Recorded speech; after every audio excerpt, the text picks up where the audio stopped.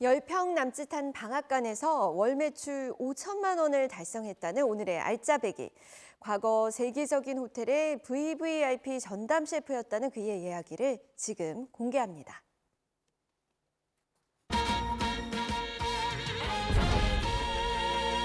학생 때는 이제 막연히 텐이라는 호텔에 근무하는 게 참 인생의 꿈이었다고 해야 되나? 최고의 요리를 해서 남에게 대접을 해주는데 정작 내가 밥 먹을 시간이었고 그 생활이 저랑 좀 개인적으로 맞지 않았습니다.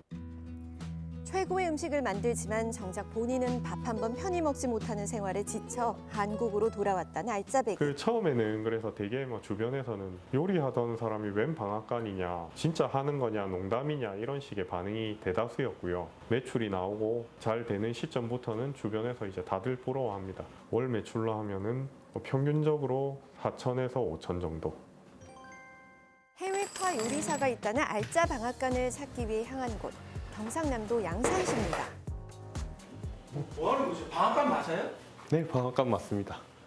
떡 말고 저희는 곡물 방앗간이라서 참기름하고 선식 그리고 그래놀라를 만들고 있습니다. 요리사가 만든 방앗간이라면 뭐가 달라도 다를까요? 환해서 깔끔해 보이긴 한데 결과물은 평범한 것 같은데요.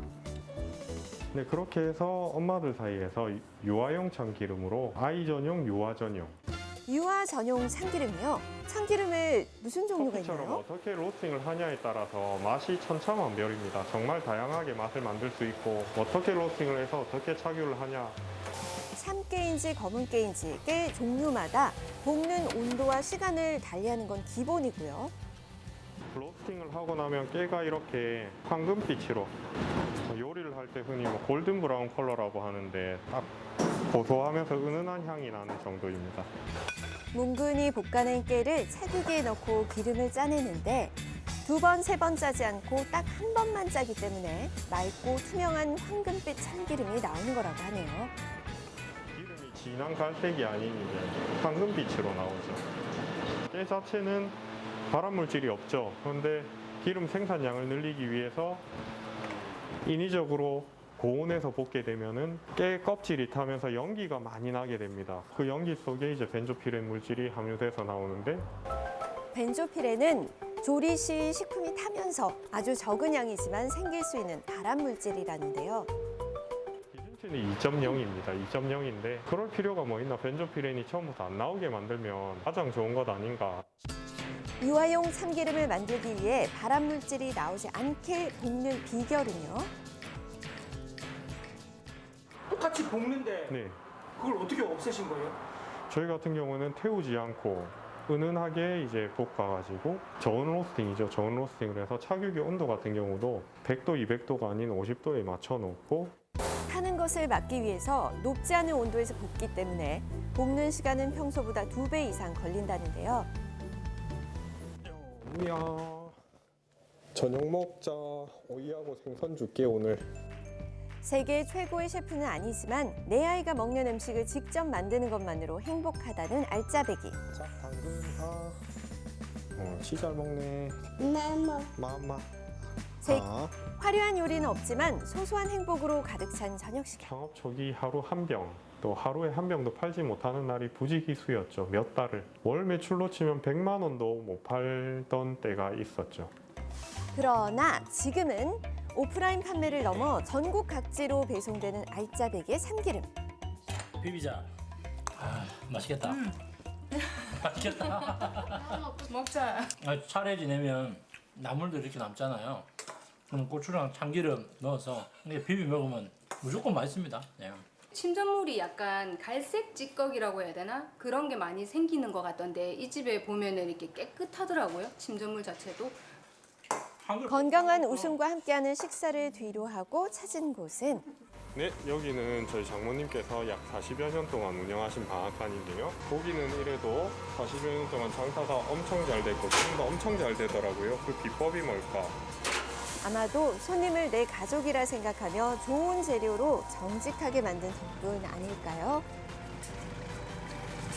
그래서 제가 깨달은 점이 참기름을 좋게 정직하게 잘만 만들면 고객들이 오랜 기간 찾아주겠구나 라고 느꼈습니다.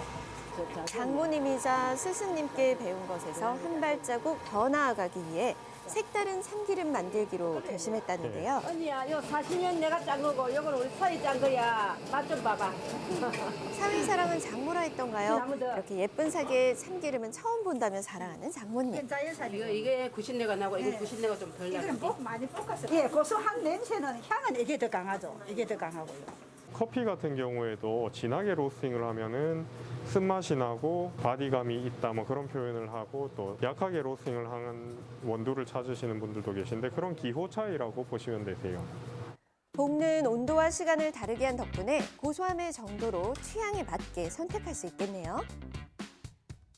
한국에 귀국해서 프랜차이즈에서 메뉴 개발팀 업무에 들어갔습니다. 식용유에 참기름 향이 나도록 만든 걸 사용해서 소스를 만들고 하길래 이게 뭔가 하고 정말 큰 충격을 받았습니다. 그게 향미유였는데 단가가 높은 진짜 참기름 대신 참기름 향이 나는 식용유를 써야 했을 때 참기름에 대한 관심이 생겼다는데요. 네, 사장님 안녕하세요. 국산 깨가 뭐 가격은 이번 태풍이나 뭐 지금 제가 네. 73만 원까지. 깨값이 많이 올랐어요? 30kg 기준에서 48만 원에서 55만 원, 지금은 뭐 70만 원대 초반에서 80만 원까지. 그럼에도 가격과 타협하지 않는 이유, 요리의 기본은 원재료라는 것을 알고 있기 때문입니다. 원칙으로 삼았던 게 있습니다. 작은 차이를 무시하지 말자. 그 작은 차이에서 모든 것이 결정되더라고요.